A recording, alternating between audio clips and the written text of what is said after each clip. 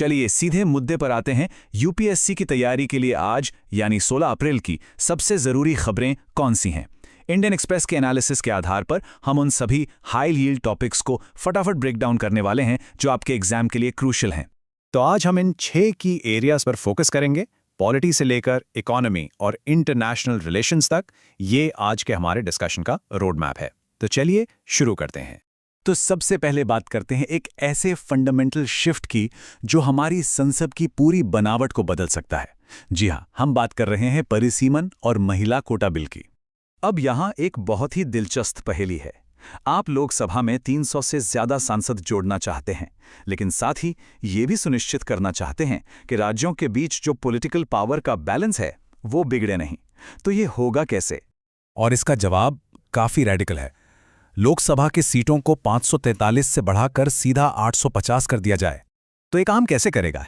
देखिए, ये एक क्रिएटिव कॉन्स्टिट्यूशनल कॉम्प्रोमाइज है। फंडा बहुत सिंपल है। हर राज्य की लोकसभा सीटों को फ्लैट 50% बढ़ा दो।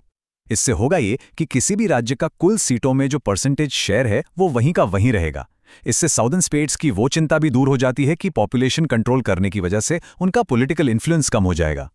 और सबसे बड़ी बात, महिला आरक्षण इन्हीं नई सीटों पर लागू होगा, जिससे लगभग 283 महिला सांसद लोकसभा में आएंगी। और ये समझने की बात है कि ये सिर्फ एक दो बदलाव नहीं है, ये एक पूरा कॉन्स्टिट्यूशनल री इंजीनियरिंग है। आर्टिकल 81, 82, 55 कुल मिलाकर 7 की आर्टिकल्स को अमेंड किया जा रहा है। ये हमारे लेजिस्लेटिव फ्रेमवर्क को फंडामेंटली री आर्किटेक्ट करने जैसा है।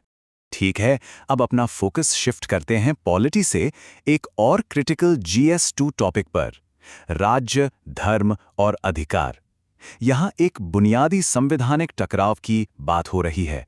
देखिए, सबरीमाला रेफरेंस केस की सुनवाई चल रही है और वहां 9 जज बेंच के चीफ जस्टिस ने एक बहुत गहरी बात कही। उन्होंने कहा, सामाजिक कल्याण और सुधार के नाम पर आप धर्म को खोखला नहीं कर सकते।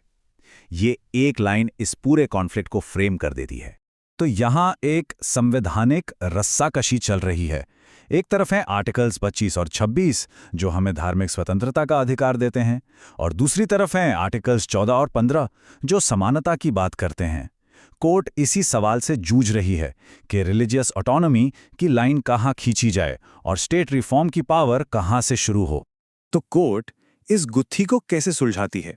इसके लिए वो एक टेस्ट का इस्तेमाल करती है जिसे कहते हैं एसेंशियल रिलीजियस प्रैक्टिस डॉक्ट्रिन या ERP।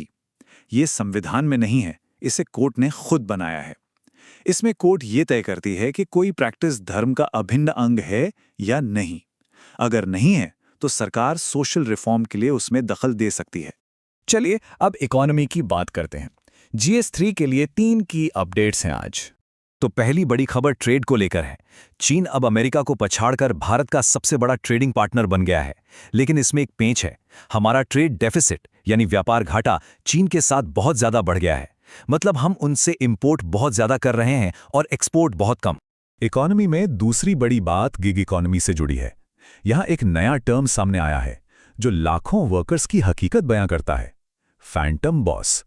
तो ये फैंटम बॉस है क्या?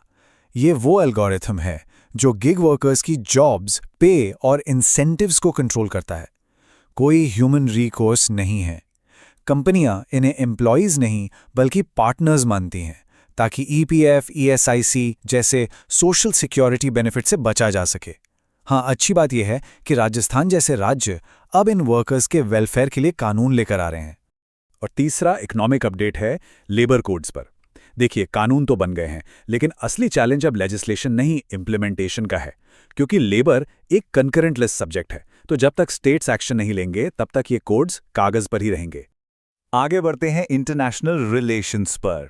यहां हम देख रहे हैं कि भारत कैसे एक मल्टीपोलर वर्ल्ड में बैलेंसिंग एक्ट कर रहा है। यह की टेक अवे है भारत की मल्टी अलाइनमेंट की स्ट्रैटेजी। एक तरफ हम ब्रिक्स जैसे नॉन वेस्ट ब्लॉक की मीटिंग होस्ट कर रहे हैं, तो दूसरी तरफ जापान के साथ एजिक में ग्रीन एनर्जी सप्लाई चेन्स पर काम कर रहे हैं और साथ ही US के साथ एनर्जी पार्टनरशिप को भी मजबूत कर रहे हैं। तो भारत अब पैसिव न्यूट्रलिटी से आगे बढ़कर एक ग्लोबल आर्किटेक्ट की भूमिका निभाने की कोशिश कर रहा है। अब आते हैं दो क्रिटिकल डोमेस्टिक सिस्टम्स पर, सिस्टम्स एंड सप्लाई चेन्स। तो यहाँ पहला अपडेट फास्टैग को लेकर है। प्रॉब्लम क्या थी? टोल पे फ्रॉड हो रहा था। सोल्यूशन क्या है? अब हर फास्टैग को सीधे मोर्थ के वाहन डेटाबेस से लिंक किया जा रहा है। और गोल क्या है? भविष्य में एक seamless, barrierless, multi lane free flow tolling system बनाना। और एग्रीकल्चर में फोकस अब beyond the farm gate shift हो रहा है। मतलब सिर्फ फसल उगाने पर नहीं, बल्कि फूड प्रोसेसिंग और एक्सपोर्ट वैल्यू चेन को मजबूत करने पर। इसमें पोस्ट हार्वेस्ट लॉस को कम करने जैसे चैलेंजेस हैं, लेकिन पोटेंशियल बहुत बड़ा है, 600 बिलियन की इकोनॉमी को 1 ट्रिलियन तक ले जाने का।